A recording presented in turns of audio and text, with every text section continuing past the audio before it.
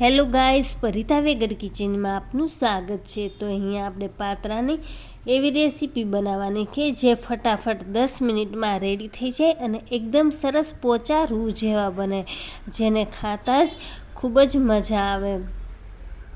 તો આપણે અહીંયા પાત્રા બાળકોને ખૂબ જ ભાવે છે। તો અહીંયા આપણે પાત્રા માટે પાંદડા લીધેલા છે। જોઈ શકો છો તમે, આ એકદમ સરસ પાંદડા લીધેલા છે, જેની આપણે નસ છે વચ્ચેની એ આપણે કાઢી લઈશું।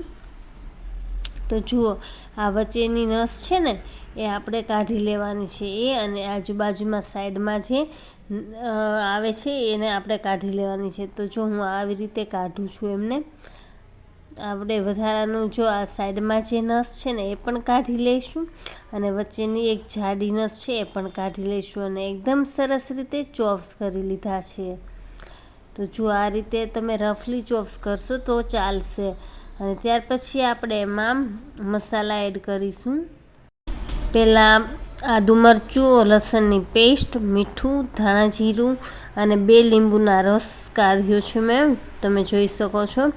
તો 2 લીંબુનો રસ, પછી ગોળ એડ કરું છું એમાં, અને તમારે ખાંડ એડ કરવી હોય તો તમે કરી શકો છો અને એને એકદમ સરસ રીતે મિક્સ કરી લઈશું। અને ત્યાર પછી એકદમ સરસ, તમારે તીખાશ વધારે એડ કરવી હોય તો વધારે કરી શકો છો। મારે બાળકો છે નાના એટલે હું ઓછી તીખાશ એડ કરું છું। અને ત્યાર પછી ચણાનો લોટ એમને આવી રીતે એડ કરતા જવાનો છે, ધીમે ધીમે, જેમ જરૂર પડે એટલો ઉપર વેરતો જવાનો છે।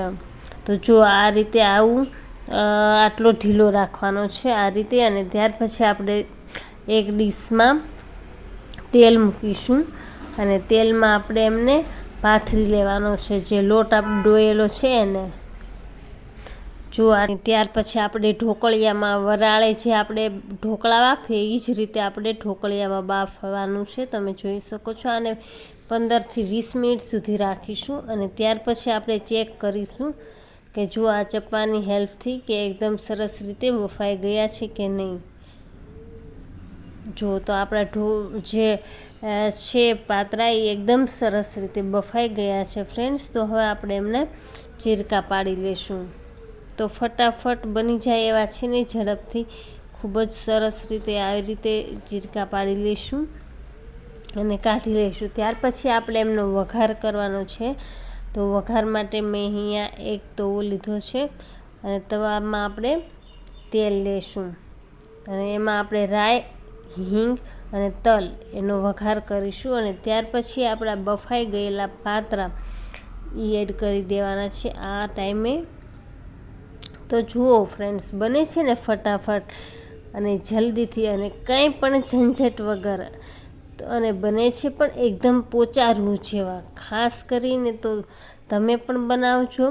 અને આપણા પાત્રા બનીને રેડી થઈ ગયા છે ફ્રેન્ડ્સ। તો મારો વિડીયો કેવો લાગ્યો એ મને કમેન્ટ કરજો અને મારો વિડીયો ગમ્યો હોય તો લાઈક કરો, શેર કરો અને મારી ચેનલને સબસ્ક્રાઈબ કરો, જેથી બાકીના બધા જ વિડીયોની રેસીપી સૌથી પહેલાં તમને મળે। જય શ્રી કૃષ્ણ।